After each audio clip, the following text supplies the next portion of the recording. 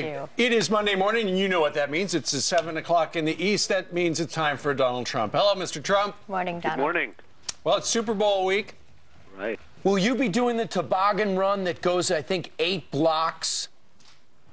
Well, I don't have it planned, I must be honest with you. It's not high on the agenda. Well, I'd like to invite you because I think we're going to get a chance to do it. Well, that Are we on a sounds team? good. Yeah. That sounds good. I'll do anything you folks want to do if you want me there. I mean, that sounds very interesting, but the game is going to be very interesting, and you have to say Peyton Manning's been a tremendous quarterback over the years. He maybe deserves to have more than one Super Bowl. Perhaps, and maybe catch up to Eli there, his younger brother. Mr. Trump, let me ask you, so before we get to the Super Bowl tomorrow night, State of the Union set to take center stage there. What do you want the president to say? What do you want to hear from him? Well, there's so little cohesion in this country. The country is really, I've never seen anything like it. And you talk about executive orders, and all that means is you just can't get along with anybody, so they're going to do something that's going to end up being in court all over the place, and it's going to drive a wedge even further. And you'd like to see this country be able to get along. Now, we've been hearing so much in terms of rhetoric, and it's all talk, it's no action. So I'm certainly not counting on much.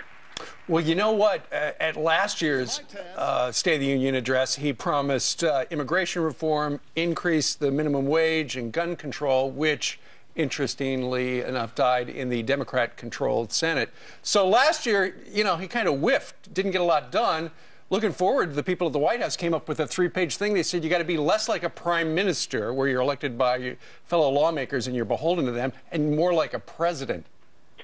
Well, I think that's right. The country is in trouble. There's no question about it. Even if you look at Afghanistan, the way they treat us, like little children.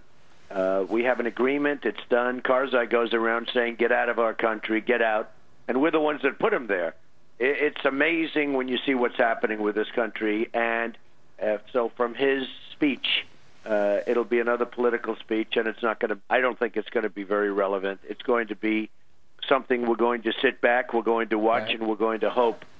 But there's not much hope. But you know what's so interesting is that when Bill Clinton lost Congress, that was almost his green light to go get things done and go compromise. George Bush lost Congress, he compromised. Got a lot of people angry on the right, a lot of people angry on the left, but he compromised because that's the reality. So the president could do small things on immigration reform. He could get together on some type of infrastructure if he started to restructure our tax system. Evidently, there's a bipartisan agreement on some tax reform that he could actually get behind. He could start building on some successes and actually make it more better prospects for his midterm election this fall. Brian, he could do a lot of things, but it's not in his nature. It wasn't something that it's just incredible. If you look at what's going on, it's incredible. Look at unemployment in the country. I mean, what you really should be talking about during the speech is jobs, because their jobs are fleeing this country. They're leaving. They're going to other countries. And that's what he should be talking about, is making the country strong again economically, bringing the country back, because it's just the opposite. And, you know, when you bring the country back, that helps Social Security, that helps Medicare, that helps Medicaid, and all of the things that they want to cut. That helps these things. It makes them viable again. But our country is going in the wrong direction. Our unemployment picture, and you saw that last week, it was incredible. When the numbers were announced, I was watching some, pretty major economists, if there is such a thing as an economist, to be honest with you, but because it's a guessing game. But I was watching these guys. They were absolutely stunned when they looked at the numbers. They couldn't believe it, how bad they were. So because people are dropping out of the workforce. Well, what we have to do is we have to be focused on the country, on jobs, on bringing jobs back to this country, and on getting along and making deals with people. Just getting along with the Republicans, and getting along even with Democrats who are really abandoning Obama now, because I've seen where they don't even want him to come into their states. Obamacare is going to be a disaster, and Obamacare is going to lead to a tremendous Republican resurgence. It's very interesting what's happening.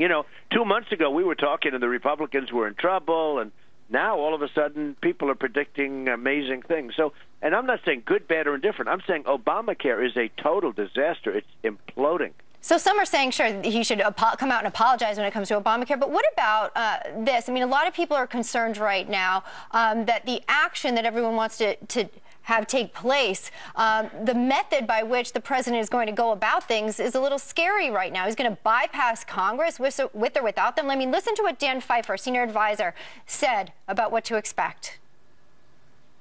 I think we need to show the American people that we can get something done, either through Congress or on our own, because what they want are answers. You know, they're out there working hard, building their businesses, showing up to work every day, playing by the rules, and they expect the same from Washington. The president wants to lead in that direction. So with or without Congress, I mean, either that's an ultimatum or to My some. way or the highway. Right. I mean, how do you feel about that? There's never been anything like it, Elizabeth. There's never been a time like this. There's no communication whatsoever, and there's no leadership. If there were leadership, he'd grab everybody, get them in a room, and make a deal. You lock the door, and you make a deal. You get something done. Instead, he's going to use something that is almost unthinkable. When you think that he's going to do this, it's this would have been unthinkable 4 years ago or 2 years ago, and this is going to happen perhaps because there's no leadership, there's no work, there's no getting together, and let's make a deal. Let's look good to everybody, including the world, by the way, where we look like a bunch of jerks. Right, and now so this is something that could happen. Right, and the interesting thing is he got elected because he promised he would change the tone in Washington, and now the tone has never been icier. Donald Trump, never been worse. Well, when are you going to decide if you're running for governor, especially in light of what Andrew Cuomo said this week, telling conservatives to hit the road? Well, that was a terrible statement, and I told the Republican Party if they unify, which is unlikely because they don't have good leadership at the top, but if they unify, I would do it, and I would win.